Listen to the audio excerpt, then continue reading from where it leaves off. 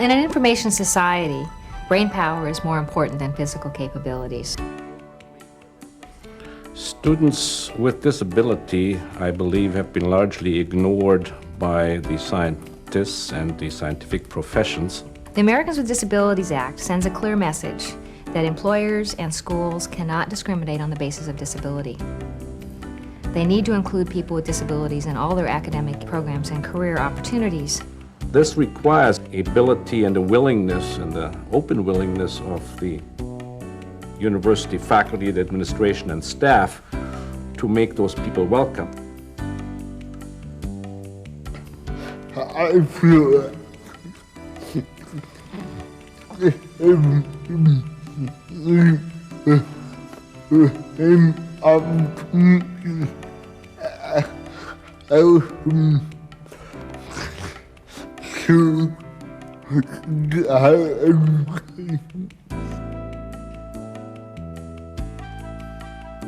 I think attitude is the key. The assumption is it's going to take a lot of time and they're never going to make it. There were some people who were concerned, how would I get notes off the board, and how would I deal with statistics, and how would I do all the reading and the research and this sort of thing. I could not understand how it could happen that a student who's visually impaired could understand statistics. I can only see statistics visually on a chalkboard. I must confess I had similar misgivings about having students with disabilities in science laboratories or even in other teaching and learning situations. I didn't really think about it until I was in the situation, and then you begin to say, okay, what things do you need to do to alter the learning environment? Computer and network technology is very important in the science, engineering, and mathematics field and becomes more important every year. And this isn't a surprise to most people, but what is a surprise is that because these fields have moved to using more and more technology, they actually have become more accessible to people who have disabilities. And once they have the access problem solved, then they can use all the powerful tools that other people are using in those fields. The great equalizer. Almost anybody can do things equally well on the computers regardless of disabilities, provided they have just the right software or just knowledge. The technology that's available today really can open up just a tremendous world to students with disabilities, and I can speak particularly of students with visual impairment. There's speech access now on computers, there's Braille access. For students who have low vision, there's large print access. There's the ability to get online on campus through the internet system and do online research. For people with learning disabilities, sometimes simply using a computer system and standard software can be a wonderful accommodation. For someone who has difficulty reading or writing, if they can access the information on the computer, they can use voice output so that the screen can be read to them. Welcome to the Oxford English Dictionary, left paren, 2MD edition, right paren. Search for... I've seen a variety of input devices, from sticks that were you sort of hunt and peck on the keyboard to a blow straw where you blow in Morse code.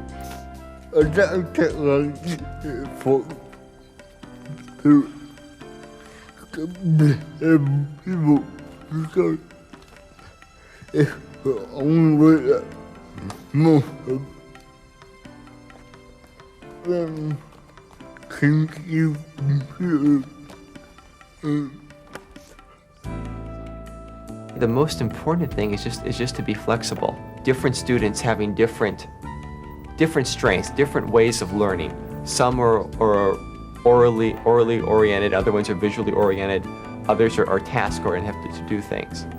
And the good teacher is a teacher that mixes up the lesson in such a way that each lesson plan has all three or more different ways of learning involved in the lesson plan, so it reaches out to all students. Knowledge is power, and that the more that the professor and the student can learn about working together, the easier it will be.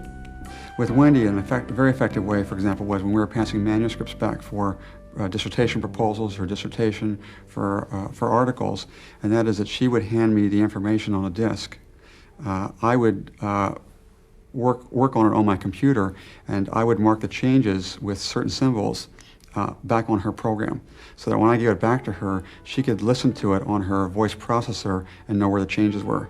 That was a lot more efficient than me handing her a print copy, which she then had to scan into her computer and print out as Braille. I became deaf as an adult, so a lot of it really was new for me. I had not ever experienced using a modem and email. And in fact, on my committee, one of the members was very frustrated trying to set up meetings, interpreters, and he said, "Have you ever heard of email?" And he introduced me to it. And from that point on, that's how he and I had our committee meetings. Our individual meetings was through email. If you're encountering a disabled student in your classroom for the first time, go to that student and be open about that and just say, you know, I've never had a disabled student in my classroom before. I don't really know what my role is in your accommodation, if any. Can you explain to me how you are going to do these various tasks and what do I need to be aware of? The students have got to be clear about needs, and their requests have to be respected. I feel very strongly about that. I always appreciated when a professor asked me what I needed, did not make the assumption that they knew what I needed, and then heard me and respected and tried to flex. I knew when I applied that it would be a lot of work on my part, just like it is for any graduate student, but that I had ways that I could do it. And that the ways that I knew I could do it were ways that I had taken a lot of time to figure out, and so it wasn't likely that other people would know exactly what those ways were without me explaining it to them. My teaching has really grown tremendously and become richer because I've thought more about how I teach and impart information.